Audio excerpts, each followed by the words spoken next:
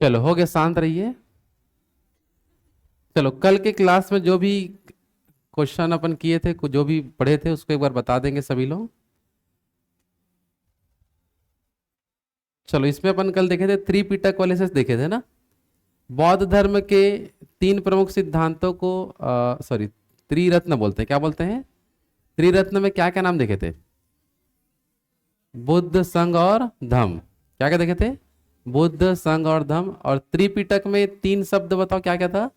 विनय पिटक, सुत्त पिटक और अभिधम्म पिटक। ये जो त्रिपिटक है, इसमें बौद्ध गौतम बुद्ध की शिक्षा का पूरा क्या है बता दीजिए, संकलन। त्रिपिटक को कौन सी भाषा में लिखा गया है? जोर से बोलो। सिंहली भाषा। और कहाँ लिखा गया है? श्रीलंका में। कहाँ लिखे हैं? श्रीलंका में अपन लिखे हैं। और गौतम बुद्ध के जो उपदेश हैं, वो उपदेश देते हुए अंतिम समय में कहाँ गया था? पावापुरी। अंतिम उपदेश वहीं दिया था। और वहीं सुकर मांस खा लिया था। किनके द्वारा खिलाया गया था? चंद्र ने। जो एक सुअर का मांस है, जहरीली मशरूम भी उसी को अपन बोलते हैं उस समय। तो उसको खाने से क्या हो गया उनको? डायरिया, तबीयत बिगड़ गया। फिर उनके बाद उनका मृत्यु कब हुआ? 483 ईसा पूर्व में हुआ था। कहाँ हुआ था मृत्यु? जोर से बोलो। कुशीनगर। इनके मृत्यु को ही क्या नाम से जानते हैं? महापरिनिर्वाण। क्या बोलते हैं? महापरिनिर्वाण बोलते हैं। समझ आ पा रहा है? और इनके अस्थियों को कितने जगहों पर स्थापित किए? 8 जगहों पर। इसलिए उसको क्या बोलते हैं? अष्ट महास्थान। क्या बोलते हैं? इनके मृत्यु के बाद कुल कितनी बौद्ध संगति हुई थी? 4। समझ आ रहा है? सन एक बार बता दो, चारों बौद्ध संगति का क्या क्या है? सबसे पहला 483, 383, 255 और प्रथम शताब्दी। स्थान का ट्रिक क्या लिखे थे? रावे पाक। क्या लिखे थे? रावे पाक में रा से, वै से, प से, क से कुंडलवन, क से। अध्यक्षता किसने किया था? तो उसका ट्रिक क्या था? मसामो। क्या नाम था? मसामो में म से बताओ। महाकश्यप। सा से सबकामी। मो से मोंगली पुत्र गोसाल या मोंगली पुत्र तिष्य। और व से पशुमित्र। किसके शासन काल में हुआ था? अका अक। क्या बताएंगे? अ से, क से कालाशोक, अ से और क से कनिष्क। चौथी बौद्ध संगति के समय बौद्ध धर्म कितने भागों में बढ़ गया? 2 भागों में। सबसे पहला और दूसरा महायान। दूसरा आपका हीनयान। किस प्रकार के लोग थे? जो गौतम बुद्ध के उपदेशों को मानने वाले, और महायान वाले नहीं मानने वाले। और यही आधुनिक रूप प्रदान किया चेंजेस हो होके। और इसी से एक शाखा और निकला जिसका नाम क्या था? ब्रजयान। तो ब्रजयान तो और खतरनाक वाले थे, क्योंकि बौद्ध धर्म के विनाश का कारण किसको बताया जाता है? ब्रजयान शाखा को बताया जाता है। क्योंकि इन्होंने बहुत सारा ऐसा काम चालू किया जो दुनियादारी को पसंद नहीं था। जैसे कि मूर्ति पूजा ना करना, ऐसा है। इसके अलावा मद्यपान और वैश्यवृत्ति। बात समझ आ पा रहा है? हाँ कि नहीं? सबसे अधिक ब्रजयान शाखा चीन और थाईलैंड। ब्रजयान शाखा की शिक्षा कहाँ दी जाती थी? विक्रमशिला विश्वविद्यालय में। और महायान शाखा की शिक्षा नालंदा विश्वविद्यालय को कौन बनाया था? कुमारगुप्त। एनके करके याद किए थे। कैसे याद किए थे? और विक्रमशिला को बनाया था धर्मपाल। कौन बनाया था? अच्छा, नालंदा को कौन ध्वस्त किया था? बख्तियार खिलजी। कौन किया था? ठीक है ना। और कन्हेरी की गुफा कहाँ है बताओ? महाराष्ट्र में। यहां से 11 सिर और 4 भुजा वाला बोधि अस्तित्व मिला है। बुद्ध की खड़ी प्रतिमा कब देखने मिला? कुषाण काल में। कौन से काल में? गौतम बुद्ध को देवता का स्थान किसके समय? कनिष्क के समय। और बुद्ध की प्रतिमा बनाया गया था सबसे पहले, मतलब सबसे पहले मानव जिनकी प्रतिमा बनाया गया था गौतम बुद्ध थे। और बुद्ध की प्रतिमा बनता था किस शैली में? तो मथुरा शैली में। किसे बनता था? अपन कहाँ तक देखे थे इसमें? यहां तक हो गया था ना? यहां तक था ना? इसके आगे का डिस्कस करना है, चलो इसके आगे का डिस्कस कर लेते हैं। क्या क्या आपको दिया है, थोड़ा ध्यान देंगे सब लोग। तो यहाँ दिया है बौद्ध धर्म के अंतर्गत हम बात करें, जो भी गौतम बुद्ध की जो मूर्तियां बनी हैं, तो गौतम बुद्ध की प्रथम मूर्ति जो बनाया गया था, गौतम बुद्ध की प्रथम मूर्ति बना था, वह कौन सी शैली में बनता होता। हम मूर्ति निर्माण का अलग अलग कला होता है, तो आपको केवल नाम समझना है कि वो क्या क्या है। तो गौतम बुद्ध की प्रथम मूर्ति बना था मथुरा शैली में, कोई शैली में, लेकिन आगे चल के गौतम बुद्ध की अनेकों सारी मूर्तियों का निर्माण हुआ। तो गौतम बुद्ध की सर्वाधिक मूर्ति बना था गंधार शैली में। किस शैली में? गंधार। तो दो शैली का नाम याद रखना, एक मथुरा और एक गंधार। गौतम बुद्ध की पहली मूर्ति किस शैली में बनी थी बोलेंगे तो गंधार शैली में, आपको टिक सॉरी मथुरा में टिक लगाना है। सर्वाधिक मूर्ति किस शैली में बना? गंधार शैली में। किस शैली में? तो ये आपका वहां से आंसर आएगा। आया समझ में? आगे बढ़े। और बौद्ध धर्म वाले लोग ही क्या स्टार्ट किए थे? धार्मिक जुलूस निकालना। क्या निकालना? कि जो जुलूस निकालना और अपने धर्म का प्रचार करना और अपने धर्मों के बारे में बताना, या जो भी चीज त्योहार तब से कुछ मनाते थे जुलूस निकाल देते थे। तो ये सब निकालने का देखने हमें कहाँ मिला था? बौद्ध धर्म में देखने मिला कि धार्मिक जुलूस निकालना कौन चालू किए थे? बौद्ध धर्म वाले। साथ ही साथ हम बात करेंगे बौद्ध धर्म का एक प्रसिद्ध पुस्तक है जिसका नाम है बुद्ध चरितम। कौन सा पुस्तक है? बुद्ध चरितम को लिखा गया है अश्वघोष के द्वारा। किसके द्वारा? और इसी को ही बोलते हैं बौद्ध धर्म का रामायण। क्या बोलते हैं? जैसे हमारे हिंदू धर्म में जो प्रसिद्ध पुस्तक में रामायण एकदम फेमस है, वैसी ही हम बात करें बौद्ध धर्म का सबसे प्रसिद्ध पुस्तक रामायण की जिससे हम तुलना करते हैं, तो वह है बुद्ध चरितम। कौन सा पुस्तक है? तो बुद्ध चरितम से दो क्वेश्चन आएगा। पहला क्वेश्चन, बुद्ध चरितम के लेखक कौन है? अश्वघोष। और बौद्ध धर्म का रामायण किसे कहते हैं? तो बुद्ध चरितम को बोलते हैं। समझ आ पा रहा है? हाँ कि नहीं? चलो। और बौद्ध धर्म वाले लोग बहुत सारे मठों का निर्माण करते हैं, जैसे कि उसमें से एक है आपका तवांग मठ। कौन सा मठ? तवांग मठ कहाँ है बता दो? अरुणाचल प्रदेश। ये भारत का सबसे बड़ा बौद्ध मठ है। भारत का सबसे बड़ा बौद्ध मठ कौन सा है? तवांग मठ। कहाँ है? अरुणाचल प्रदेश। तवांग घाटी आज देखे थे ना, तवांग घाटी किस लिए फेमस है? तो वो मुख्य रूप से बौद्ध धर्म का जो एक तो मठ है उसके लिए भी फेमस है, क्योंकि तवांग मठ कहाँ है? अरुणाचल प्रदेश में है ना। और इंडिया का सबसे बड़ा बौद्ध मठ बोलेंगे तो कौन सा आता है? तवांग मठ वाला किस्सा पूछा जाता है। क्लियर है वाला लाइन सबको? कोई डाउट तो नहीं? देख लो। तो सबसे पहले बता दो, गौतम बुद्ध की पहली मूर्ति किस शैली में बना था? मथुरा। सर्वाधिक मूर्ति गंधार शैली में। इन्होंने ही क्या चालू किया? धार्मिक जुलूस। बौद्ध धर्म का रामायण किसको बोलते हैं? बुद्ध चरितम को। बुद्ध चरितम के लेखक, ये क्वेश्चन भी कई बार पूछ चुका है हमारे कॉम्पिटेटिव एग्जाम में। समझ में आ रहा है? कॉम्पिटिशन एग्जाम में क्वेश्चन अक्सर आता है, बुद्ध चरितम के लेखक कौन है? अश्वघोष। सबसे बड़ा बौद्ध मठ कहाँ मिलेगा? तवांग मठ, अरुणाचल प्रदेश। पूरे इंडिया का आपको देखने मिलेगा। यहां तक क्लियर सबका? हाँ है ना। चलो, कुछ जानकारी बौद्ध धर्म का और बचा है। जैसे कि हम देखते हैं कि बौद्ध धर्म का एक प्रसिद्ध पुस्तक और है जिसका नाम है महाविभाष्य सूत्र। कौन सा पुस्तक? तो ये जो महाविभाष्य सूत्र है इसको बोलते हैं बौद्ध धर्म का शब्दकोश। बौद्ध धर्म का शब्दकोश या डिक्शनरी बोलते हैं कि बौद्ध धर्म से संबंधित यदि मान लो कुछ शब्द आपको मिला, तो शब्द का डेफिनेशन क्या है, उसका अर्थ क्या है, अगर उसको ढूंढना है तो आप महाविभाष्य सूत्र में ढूंढ सकते हैं, क्योंकि ये बौद्ध धर्म का या बौद्ध ग्रंथों का शब्दकोश है। समझ आ पा रहा है? एक डिक्शनरी है जिसमें हम उसका अर्थ समझ सकते हैं कि उसका मतलब क्या होता है उसके बारे में। आया बात समझ में? हाँ है ना। तो फिर से एक बार देख लो, बौद्ध महाविभाष्य सूत्र को हम क्या बोलते हैं? शब्दकोश के नाम से जानते हैं। बौद्ध धर्म का प्रचार करने के लिए आगे चल के एक शासक देखने मिला जिसका नाम क्या था? अशोक। वैसे बौद्ध धर्म को बहुत सारे शासक लोग अपनाए थे, उसका नाम भी हम लोग देखेंगे। प्रमुख शासक में 4-5 लोगों का नाम एकदम रट लेना, जो एग्जाम में एकदम फेमस पूछता है। जैसे जैन धर्म का देखे थे, जैन धर्म को कौन कौन अपनाया था शासकों में, वैसे ही हमको क्या पढ़ना है, बौद्ध धर्म में कौन कौन शासक अपनाए थे। तो उसमें एक शासक का नाम क्या है? अशोक। उस अशोक ने क्या किया था? अशोक के पुत्र का नाम था महेंद्र। क्या नाम था? और इनकी पुत्री का नाम था संघमित्रा। पुत्री का नाम ये दोनों को बौद्ध धर्म के प्रचार के लिए इसने कहाँ भेजा था? श्रीलंका। कहाँ भेजा था? तो ये भी क्वेश्चन बहुत बार एग्जाम में पूछेगा कि अशोक ने बौद्ध धर्म के प्रचार के लिए किन्हें भेजा था? तो क्या क्या बताओगे? महेंद्र और संघमित्रा इनके पुत्र और पुत्री हैं, जिनको कहाँ भेजा था बता दो? श्रीलंका भेजा था। किस धर्म के प्रचार के लिए? बौद्ध धर्म को प्रचार के लिए। समझ आ पा रहे हैं यहां तक? हाँ कि नहीं? एक क्वेश्चन आता है जो हमारा एक डेट है वैशाख पूर्णिमा।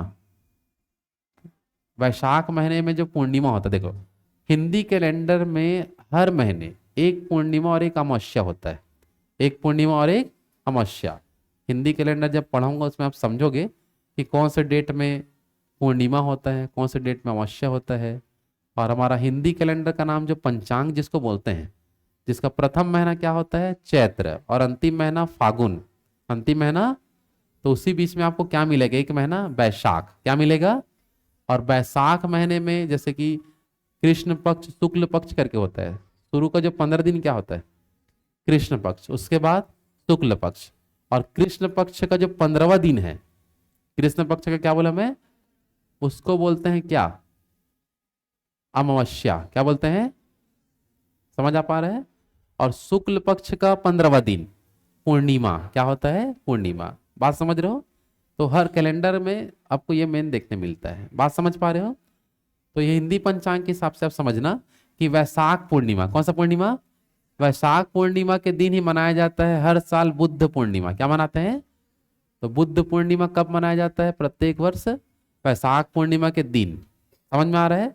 क्योंकि इस दिन हुआ था गौतम बुद्ध का जन्म। गौतम बुद्ध का इसी दिन हुआ था गौतम बुद्ध को ज्ञान की प्राप्ति, और इसी डेट में इसी दिन में हुआ था गौतम बुद्ध की मृत्यु। तीनों सेम डेट में हुआ उसका। समझ आ पा रहा है? हाँ है ना? तो इस वजह से हम बताते हैं बुद्ध पूर्णिमा कब मनाते हैं?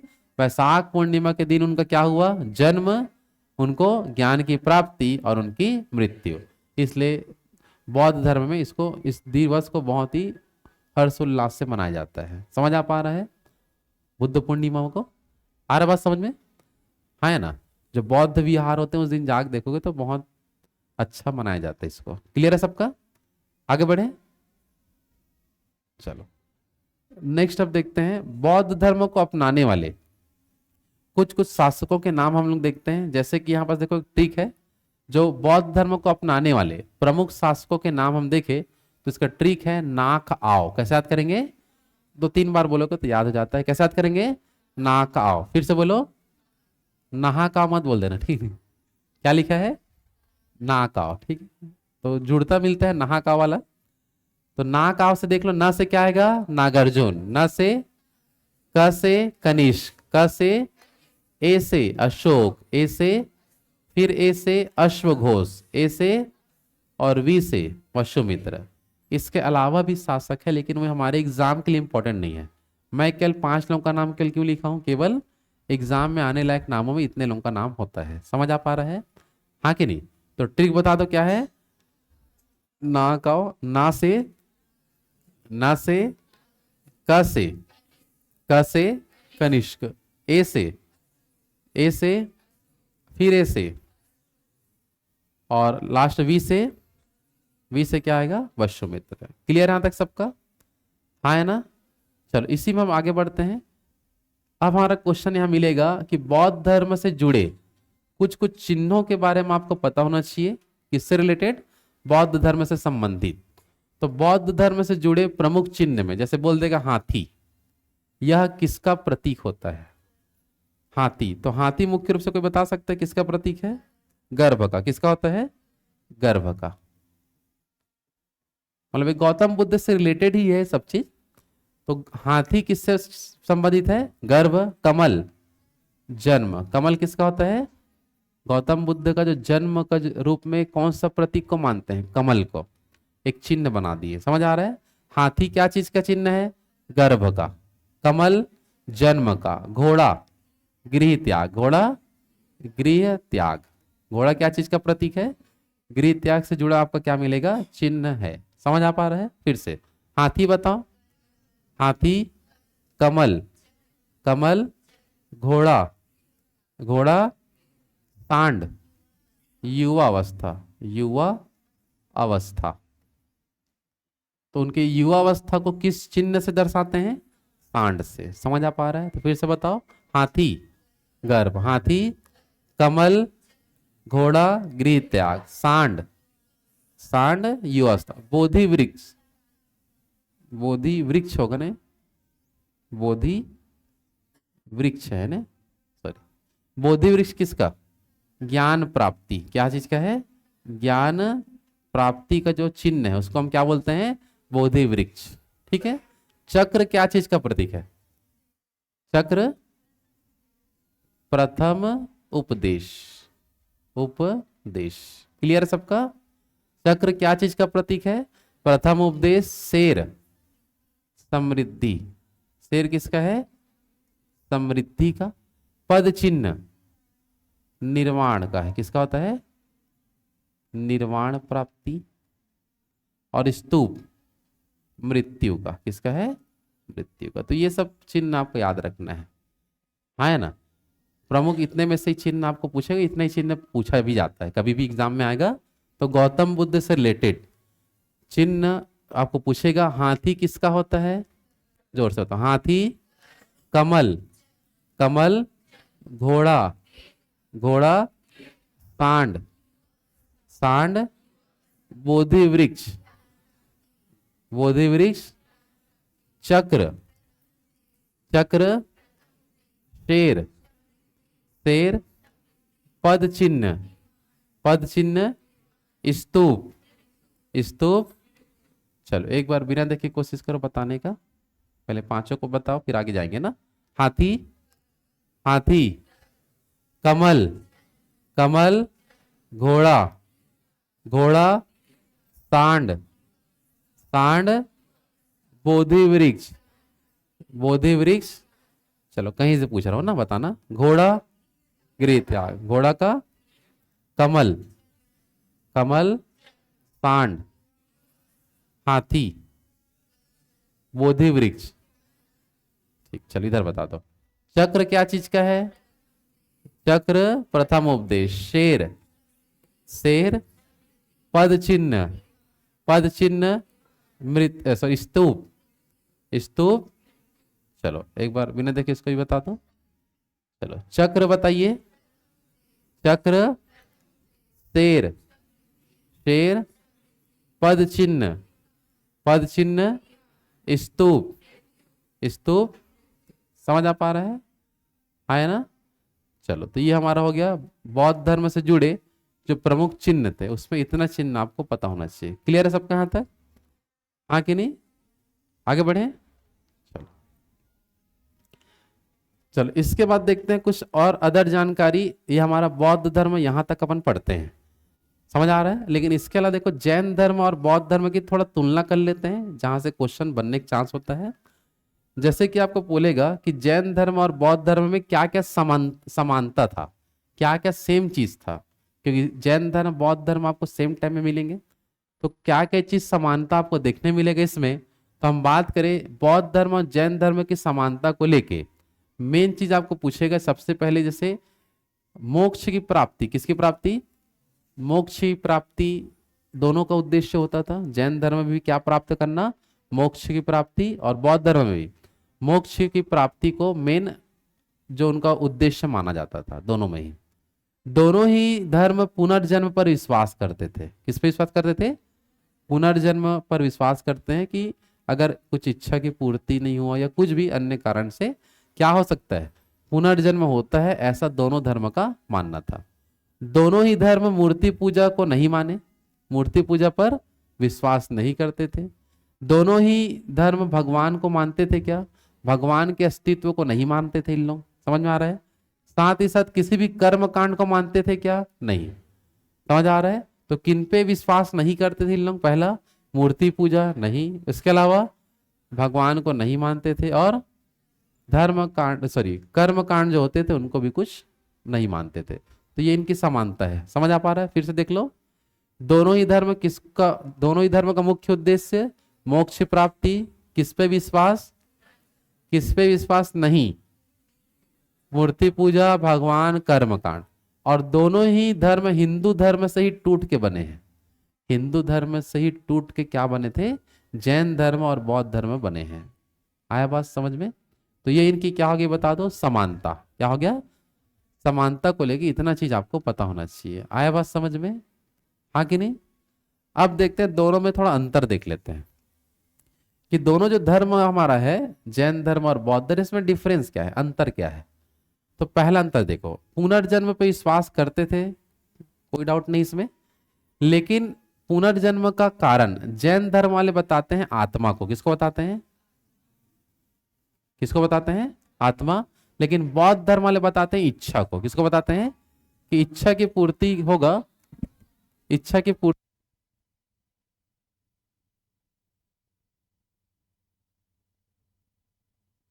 चलो, इच्छा की पूर्ति के समय हम, अगर इच्छा की पूर्ति नहीं होता है तो भी, तो हमारा क्या होता है? पुनर्जन्म होगा, ऐसा करके समझ आ रहा है। तो पुनर्जन्म का अलग अलग कारण बताए थे, पुनर्जन्म पर विश्वास करते थे। लेकिन जैन धर्म वाले क्या बताए? आत्मा को पुनर्जन्म का कारण बताते थे, और बौद्ध धर्म वाले इच्छा को। दोनों धर्म मोक्ष की प्राप्ति का मुख्य उद्देश्य रखते थे। जैन धर्म वाले मोक्ष प्राप्ति के लिए करते थे संलेखना विधि का प्रयोग। कौन सा विधि? संलेखना विधि होता क्या है? जैन धर्म वाले जब उनका अंतिम समय आ जाता है, या अंतिम जो दिन होती है, तो उस समय उन लोग उपवास रखते हैं। क्या रखते हैं? उपवास।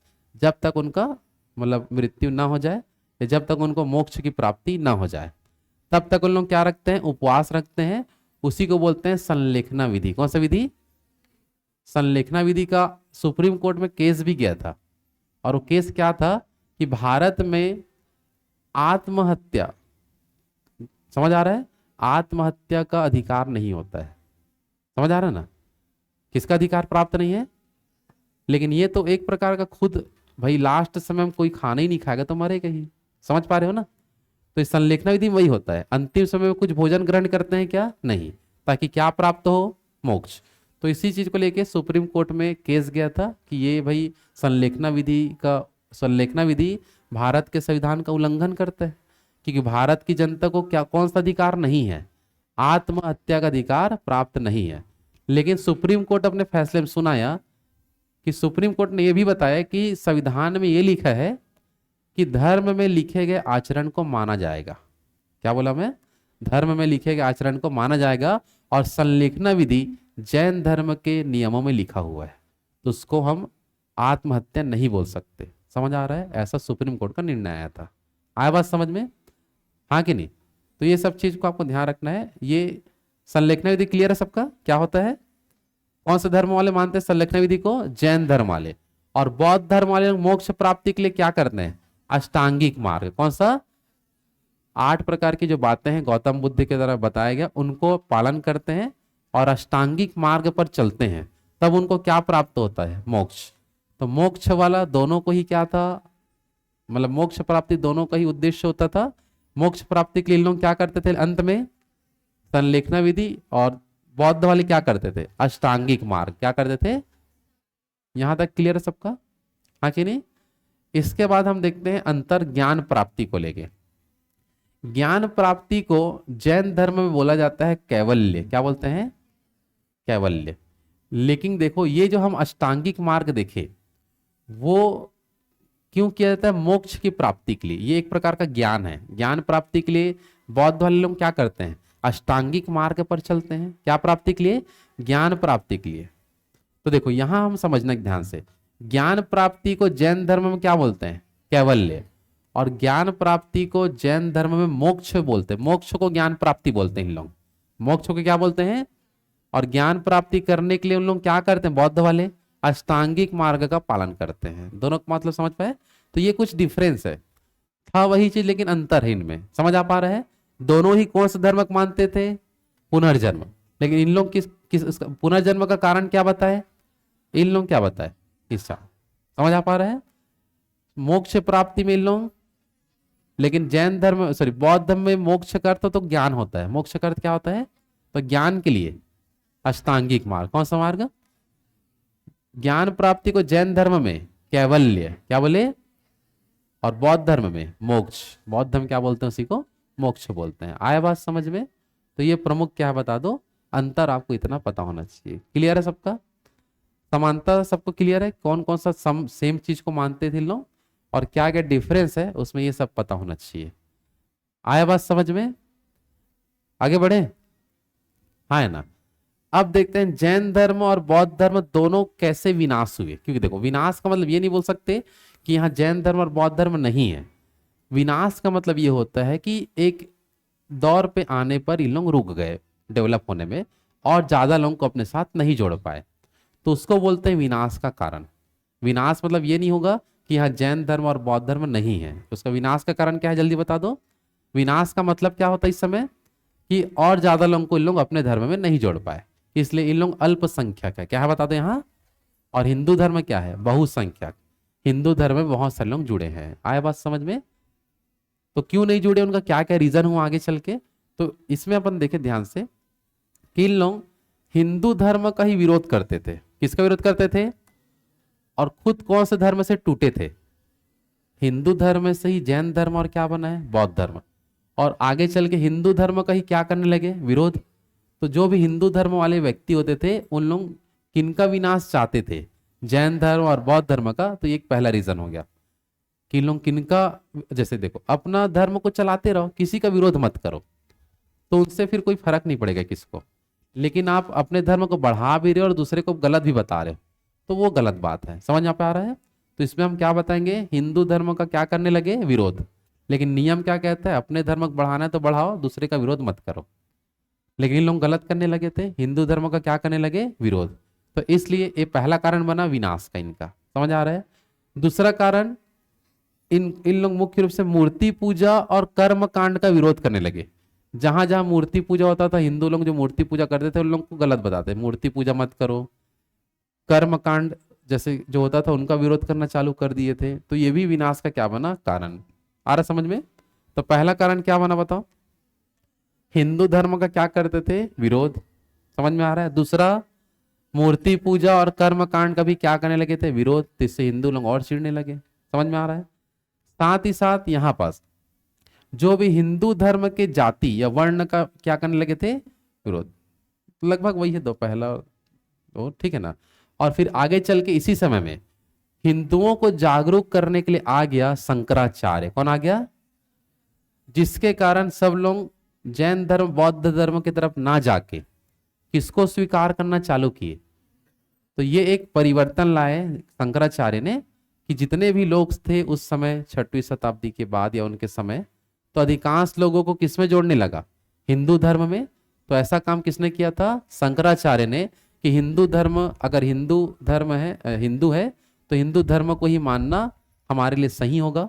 ऐसा करके जगह जगह जाके वो सबको जागरूक करते थे कि अन्य धर्म को ना अपनाया जाए और हमारा देश हिंदू राष्ट्र है, इसलिए किस धर्म को अपनाया जाए, हिंदू धर्म को अपनाया जाए। ऐसा किनका कहना था, शंकराचार्य का। तो शंकराचार्य की वजह से भी इनका विनाश का एक रीजन बना कि शंकराचार्य किसमें जोड़ते थे सबको, हिंदू में। और ये लोग मूर्ति पूजा, हिंदू धर्म का विरोध, ये सब करने में भिड़ गए थे। तो इसलिए सब लोग इनको ना लेके शंकराचार्य के बात को ज्यादा माने थे उस समय। आया बात समझ में? हाँ कि नहीं? चलो, तो ये है हमारा जैन धर्म और बौद्ध धर्म के विनाश का कारण क्या था। क्लियर है सबका? हाँ कि नहीं? चलो, तो इसी के साथ साथ हमारा जैन धर्म और बौद्ध धर्म का टॉपिक खत्म हो गया। ठीक है।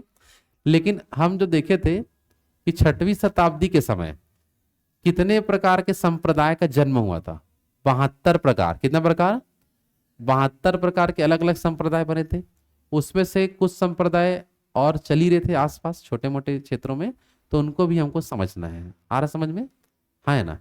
तो जैन धर्म और बौद्ध धर्म के बाद आपको क्या देखना है, कुछ कुछ धर्म और थे, उनको भी आपको यहां से समझना होगा। चलो, ये स्टार्ट होने में थोड़ा समय लगता है, उससे पहले कुछ रिवीजन कर लेते हैं, है ना। चलो बताइए, अभी जो हम पढ़े उसको बताना। बौद्ध धर्म को अपनाने वाले शासक के नाम बताइए। कैसे ट्रिक था, ना काओ, क्या ट्रिक था, न से, न से, क से, क से, ए से, ए से, फिर ए से, वी से। हाथी चिन्ह किसका प्रतीक, कमल, घोड़ा, गृह त्याग, सांड ये अवस्था, बोधि वृक्ष, चक्र या धर्म, चक्र क्या चीज का, प्रथम उपदेश, शेर, पद चिन्ह, पद चिन्ह, स्तूप, स्तूप, ठीक है ना। और इसमें हम देखें आगे, गौतम बुद्ध का जन्म, ज्ञान प्राप्ति और मृत्यु तीनों ही किस दिन हुआ, तीनों ही कब हुआ, वैशाख पूर्णिमा। इसलिए वैशाख पूर्णिमा को क्या मनाते हैं, क्या मनाते हैं, बुद्ध पूर्णिमा। तीनों एक ही दिन में हुआ था उनका। क्लियर है सबका, हाँ कि नहीं। चलो अब हम देखेंगे जैन धर्म और बौद्ध धर्म के अलावा हमारे भारत के अंतर्गत कौन कौन से धर्मों का विकास और हुआ था, उनके संबंध में कुछ जानकारी आपको ध्यान रखना है। क्लियर है सबका। तो सबसे पहला हम देखते हैं यहाँ पास, एक था आजीवक संप्रदाय। कौन संप्रदाय, आजीवक संप्रदाय भी उसी समय बना था, 6वीं शताब्दी के समय। जितने सारे लोग, जितने सारे धर्म बने, उन्हीं में से एक हमारा कौन सा है, आजीवक संप्रदाय। तो इससे रिलेटेड ज्यादा क्वेश्चन तो नहीं है, थोड़ा बहुत आपको क्वेश्चन ध्यान रखना है कि आजीवक संप्रदाय के संस्थापक कौन थे, मोंगली पुतिस गोसाल। क्या नाम था, मोंगली पुतिस गोसाल। इसी क्या बोलते हैं, मोंगली पुतिस। क्या बोलते हैं, मोंगली पुतिस, जो लिखे थे अपन इससे पहले, उसी ने ही कौन सा संप्रदाय चालू किया था, आजीवक संप्रदाय करके एक नया धर्म लाया था। समझ आ पा रहे हैं, आजीवक संप्रदाय। और आजीवक संप्रदाय को अपनाने वाला शासक में सबसे बड़ा शासक था बिंदुसार। क्या नाम था, बिंदुसार। किसके पिता का नाम है, अशोक। जो महान सम्राट जो अशोक थे, उन्हीं के पिताजी का नाम क्या था, बिंदुसार। जो किस संप्रदाय को मानते थे, आजीवक संप्रदाय को मानते थे। ये याद रखना क्वेश्चन, ये वाला क्वेश्चन बस एग्जाम में ज्यादा मिलेगा कि बिंदुसार किस संप्रदाय को मानता था, बता दो, आजीवक संप्रदाय को मानता था। यहां तक क्लियर है, हाँ है ना। लेकिन आगे चल के अशोक जो है वो तो कौन सा धर्म का अपना लिया था, अशोक जो है बौद्ध धर्म का अपनाया। लेकिन इनके जो पिताजी थे वो कौन से धर्म का अपनाए थे, आजीवक संप्रदाय। तो ये अशोक भले ही बौद्ध धर्म को अपनाया था, लेकिन ये आजीवक संप्रदाय के जो भी साधु लोग होते थे उनको मतलब अच्छे से जगह देता था, उनका जो भी देख रेख करता था, या कुछ भी खाने के लिए, रहने के लिए सब स्थान देता था। तो उसी क्रम में आपको याद रखना कि अशोक ने आजीवक संप्रदाय के भक्तों को कुछ गुफा दान में दिया था उनको रहने के लिए। और वो गुफाओं का नाम क्या है बता दो, बराबर की गुफा, सुदामा गुफा, दशरथ गुफा। तो ये सब बिहार वाले इलाके में है। कौन से इलाके में है, बिहार। तो ये सब जो गुफाएं हैं, ये गुफा अशोक ने किनको दिया था, तो आजीवक संप्रदाय के जो भक्त होते थे उनको रहने के लिए उनको दिया गया था। आया बात समझ में। देखो भले ये आजीवक संप्रदाय को नहीं मानता था, लेकिन इनके पिताजी मानते थे, तो जिसके कारण आजीवक संप्रदाय के जो भी भक्त होते थे उनको रहने के लिए गुफा प्रदान किया था, गुफा दान में दिया था। कौन कौन सी गुफा बता दो, जिसमें सबसे ज्यादा बार क्वेश्चन आता है फर्स्ट नंबर वाला, बराबर की जो गुफा है, बराबर की पहाड़ी है दरअसल एक बहुत बड़ा, बिहार में बराबर की पहाड़ी, लेकिन बराबर नहीं है, वो उबड़ खाबड़ है। पहाड़ी का नाम क्या है, बराबर, लेकिन पहाड़ी बराबर नहीं है। तो बराबर की पहाड़ी में बहुत सारे गुफा बनाते हैं। आगे चल के और देखोगे कि बराबर की पहाड़ी में ये भी गुफा है। तो बराबर की पहाड़ी एक बहुत बड़ा क्षेत्र है, वहीं बहुत सारी गुफा मिलेंगे। तो बराबर की पहाड़ी में हमको एक गुफा मिला है आजीवक संप्रदाय का। किसका मिला है, जिसको दान में कौन दिया था, अशोक ने। कौन दिया था, तो ये क्वेश्चन यहां से ज्यादा बार आता है। क्लियर है सबका। और इस पेज में सबसे ज्यादा बार क्वेश्चन आएगा ये वाला। समझ आ पा रहा है, बिंदुसार किस संप्रदाय को मानता था, आजीवक संप्रदाय। आजीवक संप्रदाय को चालू कौन किया था, मोंगली पुतिस गोसाल। कौन किया था। तो ये दो क्वेश्चन याद रखना, बाकी दान वाला अशोक के बारे में है। क्लियर है सबका, आगे बढ़े। चलो, तो उन 72 संप्रदाय में एक तो आजीवक संप्रदाय हो गया, दूसरा हमको देखने मिला भागवत धर्म। क्या देखने मिला, तो ये भी उसी समय हमको देखने मिला भागवत धर्म के बारे में कि ये क्या चीज है। समझ आ पा रहा है। चलो, तो भागवत धर्म हमको देखने मिला 6वीं शताब्दी के समय, ये भी एक नया धर्म चालू हुआ, भागवत धर्म। लेकिन ये बहुत पहले से चला आ रहा था भागवत धर्म, लेकिन जो ज्यादा प्रचार प्रसार होने लगा वो 6वीं शताब्दी के समय, क्योंकि 6वीं शताब्दी के समय एक धार्मिक युग था, बहुत सारे धर्मों का निर्माण हुआ था उस समय, समझ आ पा रहा है। तो उसमें से एक धर्म हम किसको बोलते हैं, और भागवत धर्म को प्रारंभ कौन किया था, वासुदेव, जिसको अपन कृष्ण के नाम से भी जानते हैं। क्या नाम जानते हैं, कृष्ण। तो इसको पूरा बोलते हैं वासुदेव कृष्ण, क्या बोल देते हैं, लेकिन वासुदेव अलग है और कृष्ण नाम अलग है एक ही जन का नाम वासुदेव कृष्ण। समझ आ पा रहा है ना। तो भागवत धर्म का प्रारंभ कौन किया था, वासुदेव, नहीं देगा तो क्या देगा, कृष्ण, या दे देगा दोनों मिला देगा, वासुदेव कृष्ण। आया समझ में, है ना। और देखो इससे पहले जो जैन धर्म थे, बौद्ध धर्म थे, उन लोग ना तो किसी का मूर्ति पूजा करते थे, ना तो समझ आ रहा ना, भगवान को मानते थे। लेकिन भागवत धर्म वाले लोग सबसे अधिक जोर दिए भक्ति को। किसको दिए, भागवत धर्म वाले सबसे ज्यादा जोर किसको दिए, भक्ति को जोर दिए। और इन्होंने क्या क्या चीज का विरोध किया था, तो विरोध में एक नाम आता है बलि, जो बलि वगैरह देते थे उसका विरोध करते थे, कर्म कांड का विरोध करते थे, और पशु हत्या का क्या करते थे, विरोध। तो अगर क्वेश्चन आए भागवत धर्म जो होते थे वो कौन कौन से चीजों का विरोध करते थे, पहला बलि वगैरह जो देते थे उसको नहीं देना है, इसके अलावा कर्म कांड, और तीसरा पशु हत्या। तो इन सब का क्या करने लगे थे, विरोध करने लगे थे। और जो वासुदेव कृष्ण जो था, क्या नाम था आपका, वासुदेव कृष्ण, यह किसके समकालीन था, तो ये था आपका अरिष्ट नेमि। किसके समकालीन था, तो अरिष्ट नेमि जैन धर्म का 22वां तीर्थंकर है। कौन सा नंबर का, तो जैन धर्म में चल रहा था 22वां नंबर का तीर्थंकर अरिष्ट नेमि। और भागवत धर्म में, भागवत धर्म को कौन चला रहा था उस समय, वासुदेव कृष्ण। कौन चला रहा था, वासुदेव कृष्ण। ये आपका ध्यान रखना है। आया बात समझ में। तो फिर से एक बार देख लो, भागवत धर्म का स्थापना कौन किया था, वासुदेव कृष्ण ने। सबसे अधिक जोर इसमें किसने दिया, भक्ति को। किसको दिया, कि भक्ति भावना जितना ज्यादा करेंगे उतना ही आपको अच्छा लगेगा, आपका मन शांत रहेगा, और आप जो चाहते हैं वो मिल सकता है। ऐसा कौन कहते थे, भागवत धर्म वाले। तो भक्ति भाव को ज्यादा इन लोग डेवलप किए। समझ में आ रहा है, जो आज भी हमको देखने मिलता है। क्लियर है सबका। किसका विरोध करते थे इन लोग, बलि देना, कर्म कांड और पशु हत्या। तो भागवत धर्म के जो संस्थापक है, जो चालू करने वाले व्यक्ति है, जो किसके समकालीन थे, अरिष्ट नेमि। अरिष्ट नेमि कौन है बता दो, जैन धर्म के 22वें तीर्थंकर। और इस धर्म में, भागवत धर्म में किसकी पूजा की जाने लगी, भगवान कृष्ण की। भगवान कृष्ण की पूजा करते थे।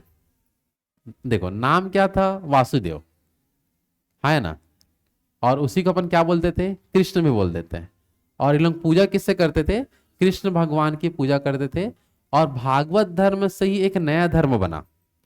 भागवत धर्म में जो जुड़े थे उसी में ही एक नया धर्म बना, जिसको बोलते हैं वैष्णव धर्म। क्या बोलते हैं, तो वैष्णव धर्म किसकी एक शाखा है, भागवत धर्म। किसकी, भागवत धर्म से ही हमारा और क्या बना था, वैष्णव धर्म बना था।